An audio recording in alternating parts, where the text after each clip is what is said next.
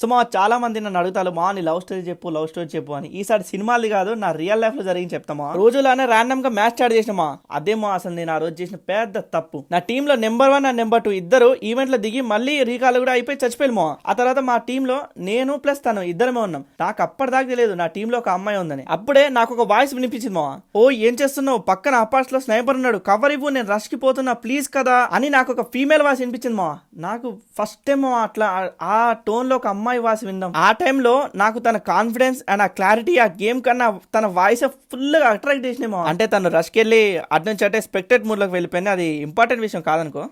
Match అయ్యాక తను friend request పెట్టింది మా. అలా మేము చాలా రోజులు క్లోజ్ గా మాట్లాడుకున్నాం. ఇద్దరం ఒకే టైం కి లాగిన్ అయ్యేటోళ్ళం అండ్ గంటలు మాట్లాడుకుంటాం మా లాబీలో ఉంటే. లేకపోతే డువోలో క్లాసిక్ మ్యాచ్ ఆడుకునేటోళ్ళం. అదేంటో మా, తను ఎంత సోది మాటలు మాట్లాడినా నాకు అసలు బోరే కొట్టేది కాదు. దానిపైన నాకు ఇంకా తన వాయిస్ ఇంకా వినాలని నా మనసు కోరుకునేది మా.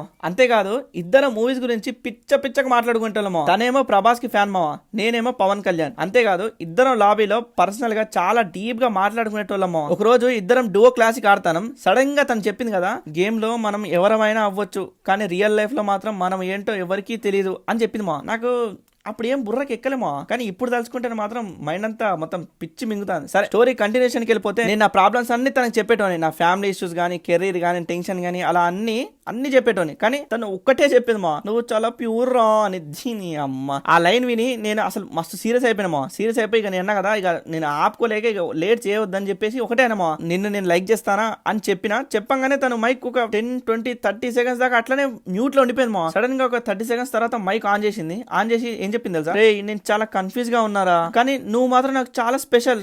అమ్మా ప్రతిసారి ఆ స్పెషల్ అనే వర్డ్ నా లవ్ ని లవడలు కలుపుతాను మా. కట్ చేస్తే ఒకరోజు ఇద్దరం నైట్ 2ంటికి కాల్లో ఉన్నామో. ఏమైందో తెలీదు, సడన్ గా తన వాయిస్ చేంజ్ అయిపోయింది మా. ఒక వెయిట్ మ్యూట్ చేస్తున్నా అని చెప్పింది. అప్పుడే నాకు బ్యాక్గ్రౌండ్ లో చిన్నగా ఎవరిదో మొగన్ వాయిస్ వినిపించింది మామా. 5 నిమిషాలు 10 నిమిషాలు ఇంకా నేను మ్యూట్ లోనే చచ్చిన. సడన్ గా కాల్ కట్ అయిపోయింది మా. ఆ నెక్స్ట్ సెకండ్ టింగ్ మన మెసేజ్ వచ్చింది, సారీ రా మా కజిన్ వచ్చాడు మళ్ళీ మాట్లాడుతా అని మెసేజ్ ఉంది. అమ్మ నాకు కొడగరే. బట్ నేను నమ్మినమా, ఎందుకంటే మనం అమర ప్రేమికులం కదమ్మా. నా మైండ్ కూడా నాతో, రే లాస్ట్ జోన్ చాలా తప్పుగా ఆలోచిస్తున్నావు, నువ్వు అనుకున్నట్టు తన ఏం క్యారెక్టర్ బ్యాడ్ కాదు, చాలా మంచిది అన్న నోరు ముయించేది మా. నా మైండ్ కు సారీ. ఇంకా నెక్స్ట్ డే ఇద్దరు మ్యాచ్ ఆడతాను మా ఎరాంగిల్. ఓయ్ మ్యాచ్ అయ్యాక మూవీకి వెళ్దాం వస్తావా అని నాకు సైడ్ నుంచి చిన్నగా మొగన్ వాయిస్ వినబడింది మా. ఇది నేను ఖచ్చితంగా బల్ల గురించి చెప్తా, అది నైట్ వినబడిన వాయిస్ మా. నాకు కన్ఫర్మ్ అయిపోయింది. ఇక వాడు అట్లా అన్నాడా, ఇంకా ఈవిడి నేను ఎక్కడ ఏం వింటానో అని ఫోన్ కొంచెం దూరం పెట్టి ఓకే రా షూర్ అని అంటది మా. అని అమ్మ నాకు అది వినబడ్డది. మళ్ళీ హైలైట్ ఏంటంటే ఓకే రా అని తను ఎప్పుడైతే అన్నదో నాకు అర్థం అయిపోయింది మా. నాకు అప్పుడే నా మైండ్ లో బొమ్మడిపోయింది మా. ఆ రోజు నుంచి నాకు అసలు నిద్ర అనేది లేదు మావా. అసలు నేను ఎందుకు తనని లవ్ చేసిన దేవుడా అని నైట్ అంతా ఒకటే ఓవర్ థింక్ చేసుకుంటా పడుకోకుండా ఉండేటోని మావా. ఇంకా ఇట్లయితే కష్టం కానిపి అని ఒకరోజు గట్టిగా అడిగేసిన మావా, అసలు నేను ఎవరు నీ లైఫ్ లో అని నాకు ఇప్పుడంటే ఇప్పుడే చెప్పు అని ముఖం పట్టుకుని అడిగేసిన మావా. తను కూల్ గా ఏం ఆన్సర్ ఇచ్చిందో తెలుసా, నువ్వు జస్ట్ నా కంఫర్ట్ జోన్ రా, బట్ తను నా రియాలిటీ అని చెప్పేసరికి కథమ్మా. ఆ సెకండ్ నా మైండ్ లో ఉన్న న్యూరోజెంటిక్ సర్జన్ ఒపీనియన్ ఫిలాంథ్రపీ కనెక్షన్స్ అన్ని కూడా ఒక్కసారి కట్ అయిపోయిన ఫీలింగ్ అనిపించింది మావా. దీని అమ్మ ఇంకేముందో తెలుసామా, నువ్వు నాకు జస్ట్ ఎమోషనల్ సపోర్ట్, కానీ తను మాత్రం నాకు రియల్ రిలేషన్షిప్ రా, డిఫరెన్స్ ఉంది కదా అని అంటది. తినమ్మ అంటే నన్ను చీట్ చేస్తానవా అని నేనన్నా. తను మాత్రం చీటింగ్ ఏం కాదు, నువ్వు సీరియస్ అయిపోయావు నేను కాలే అని అంది మా. అంటే ఎంత సింపుల్ గా అన్నదో చూసినామా. అయినా మన బాయ్స్ మైండ్ సెట్ ఎట్లుంటదో తెలుసా, మన ఏ అమ్మాయితో అయినా కొన్ని రోజులు ట్రావెల్ చేస్తే అంతే, ఆ అమ్మాయి కూడా మనతో రిలేషన్షిప్ లో ఉందేమో అని తెగ ఫీల్ అయిపోయి కలలు కనేసుకుంటా ఉంటాం. కానీ వాళ్ళు మాత్రం మన లెక్క కాదు, పిచ్చ క్లారిటీతో ఉంటారు మావో, పిచ్చ క్లారిటీతో ఉంటారు.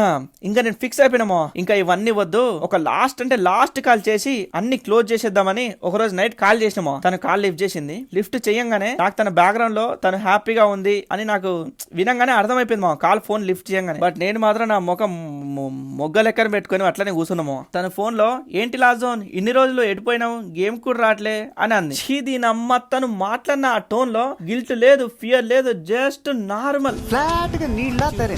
అప్పుడే నేను ఎంత జోకర్ గా అర్థమైపోయింది మా. నాకు ఇంకా ఫుల్ క్లారిటీ వచ్చేసింది మా. అసలు నేను మాత్రమే సీరియస్ గా ఉన్నా గానీ తను ఎప్పుడు లేదని. తన లైన్ లో ఇంకా ఉంది, నేనేమో ఫుల్ సైలెంట్ గా. తను మాత్రం హలో లాస్ట్ జోన్ మాట్లాడు, ఏమైంది ఏదో మాట్లాడు అంటాంది. ఒక్క 3 సెకండ్ లాగి థ్యాంక్ యూ అని చెప్పినమో. తను కన్ఫ్యూజ్ అయ్యి థ్యాంక్స్ దేనికిరా అనంది. నేనన్నా కదా, అసలు నాకు లవ్ అంటే ఏంటో నేర్పించావు, కానీ సెల్ఫ్ రెస్పెక్ట్ అనేది ఒకటి ఉంటది, అది ఇంకా ఇంపార్టెంట్ అని కూడా నేర్పించినావు అని చెప్పేసి కాల్ కట్ చేసినామో.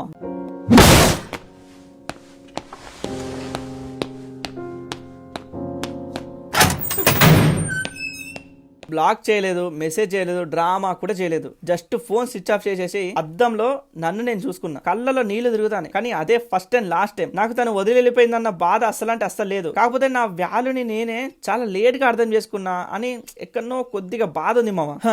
సో మావా, ఇదే మావా నా లవ్ స్టోరీ. మీరందరూ నేను ఎప్పుడు లైవ్ పెట్టినా, షార్ట్ వీడియోస్ పెట్టినా, కామెంట్ సెక్షన్ లో అడిగే కామన్ క్వశ్చన్ ఇదే. నాకు తెలిసి నేను ఆన్సర్ ఇచ్చేసిన అనుకుంటానా. నీకు నచ్చితే మాత్రమే లైక్ చేయి. వెయిట్ వెళ్లే ముందు ఒక్క సెకండ్ మావా. తను వెళ్ళాక నా లైఫ్ లో ఇంకో అమ్మాయి వచ్చింది. అది ఈ వీడియో కన్నా 10 ఇంతలు ఎక్కువ వెయిట్ ఉంటది. అది మాత్రం కావాలంటే మాత్రం సబ్స్క్రైబ్ చేసి హార్ట్ సింబల్ కామెంట్స్ చేయమో. అట్లనే మనం 1 lakh కి చాలా అంటే చాలా దగ్గరగా ఉన్నాం. నా ఫేస్ రివ్యూ కూడా 100K కి చేద్దాం అని చాలా ప్లాన్స్ చేసుకున్నా. తొందరగా సబ్స్క్రైబ్ చేసుకోమా. థ్యాంక్స్ ఫర్ వాచింగ్ మా. బాయ్ బాబు, బయలుదేరు. ఇంటికెళ్ళి ఏసి చేసుకుని పడుకో. వెళ్ళు.